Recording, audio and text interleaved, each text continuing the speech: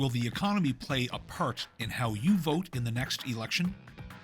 Oh, absolutely. Absolutely. We need to see our economy get better and stronger, and as some people have said, I'm a business owner. I'm a woman. I'm a minority as an Asian, and I think that, we need to really pay attention to all those things with regards to small businesses before larger businesses take over. Absolutely. We need jobs. We need good jobs. And those are the things that pay for all the social programs and all the wants and needs we have in our community. I think the policies that the next party puts into place in Canada it makes a big difference in the economy going forward. I think if they have a very strict guideline on what the regulation is, then more investment will come in and people will be able to do their business. But if they decide that no, they need to leave us all hanging and not make any type of commitment as to what the regulations are, then we're going to have a really tough time of it. The economy. I think so, because inflation has become really big now. Things are becoming a lot expensive, and I feel like people aren't able to pay for their bills, like insurance, all these things. So for sure that would influence that, yeah. Yeah, I think probably the economy is one of the biggest things for sure for the next time that I'm going to vote federally. I don't think that we've done a great job on some of our budget items. I know government's important, but some of the sizes of the federal government now has gone too far, in my opinion, and maybe some balancing needs to occur there. But if we don't have a balanced budget or closer to a balanced budget, it's not going to be something good for the long term of Canada, especially our children. Absolutely it will. Yeah, you bet.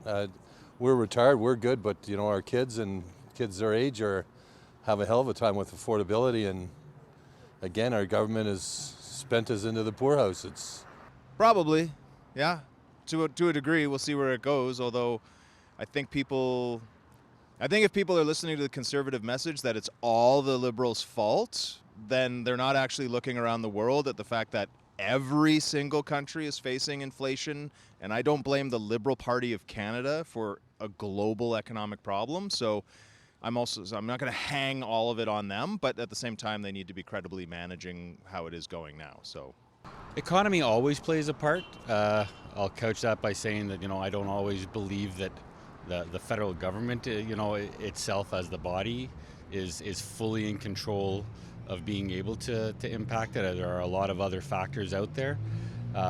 Certainly, the policies that they want to push will impact my decisions. Yes, absolutely. I think for anyone, there's just a lot of different shifts going on in the economy, and I think overall that really affects their quality of life. So that would definitely impact the way people are voting. Absolutely, 100%. I'm a homeowner. I have my debts as well, and it's not a very good time right now. Housing prices, rental prices, students can't find homes. That's the number one issue right now, and I don't think the current government has tackled that as seriously as they needed to. They were pressured by the opposition, and that's why they're acting now, and I think it's too late. Canadians should really think about the rising cost of living is directly tied to the government spending, and if people are unhappy about that, then they should prioritize that at the ballot box. Probably not, because government really can't influence the economy a whole lot, no matter what everybody says. Governments tend to go after, big high-profile projects that are going to create a lot of jobs and a lot of money and everything else. But it's a small business that drives the economy in Canada, and it's the average Canadian that goes out and invests in small business by purchasing and supporting them. So I really don't think that people thinking the government's going to, be able to influence the economy. Not a whole hell of a lot. Central bank does, but the government has no say over what central bank policy is. It affects every aspect of life, even down to street life. We have so many more homeless, so many more people who are on the streets due to mental health issues, due to addictions. And I don't think we're taking the right approach. I think we need to turn the economy around. And right now, the only hope that it appears to be for Canada is the political policies of the Conservative Party. The fact of the matter is, from a fiscal perspective, they have spent beyond our means, your children's means, and I'm going to tell you, they've done serious damage to our economy and our debt servicing ratio with all the quantitative easing and the printing of money. Common sense needs to come back. There's only one taxpayer.